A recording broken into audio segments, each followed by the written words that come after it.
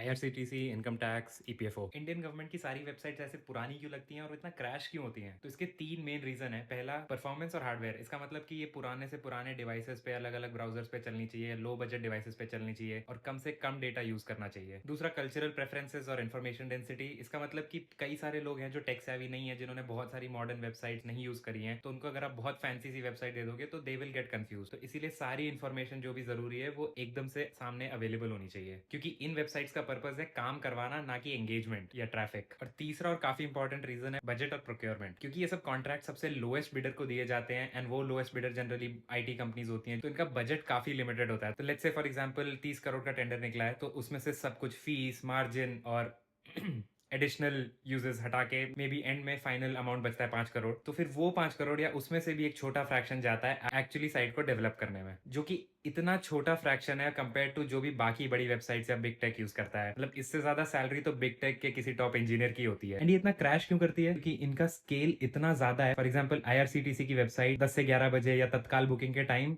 3 से 5 लाख लोगों का ट्रैफिक हैंडल करती है, जो कि बहुत मुश्किल है इतने सारे कंस्ट्रेंट्स में करने के लिए। एंड जिससे स्पैम या हैकिंग या मिसयूज ना हो, उसके लिए भी इनको बहुत सारे OTP, multi factor authentication, password, ये सारी चीजें भी करनी पड़ती है, जिसकी वजह से चीजें और स्लो या इनएफिशिएंट हो जाती हैं कई बार। बाकी सारी बड़ी वेबसाइट्स जो हैं, उनके हजारों सर्वर्स होते हैं दुनिया भर में, they have billions of dollars of budget, तो इसीलिए बहुत मुश्किल हो जाता है एक ऐसी वेबसाइट बनाना जो कभी क्रैश ना हो या फिर एकदम परफेक्टली चले ऑल द टाइम। बट इसमें भी अभी काफी इंप्रूवमेंट्स आ रहे हैं। फॉर एग्जाम्पल IRCTC ने अभी एक माइग्रेशन किया था जिसमें वो 1.5 लाख बुकिंग्स पर मिनट हैंडल कर सकते हैं, और EPFO के भी पोर्टल पे आपने देखा होगा कि उनका भी एक माइग्रेशन और अपग्रेड हो रहा है। तो things are progressing, but because of the sheer scale and so many constraints that government websites या कॉन्ट्रैक्टर्स हैव, इसीलिए ये मुश्किल है कि ये एकदम से सारी नई वेबसाइट्स जैसे मॉडर्न, एफिशिएंट और फास्ट हो जाएंगी। Share this with your friends and follow me for more content like this.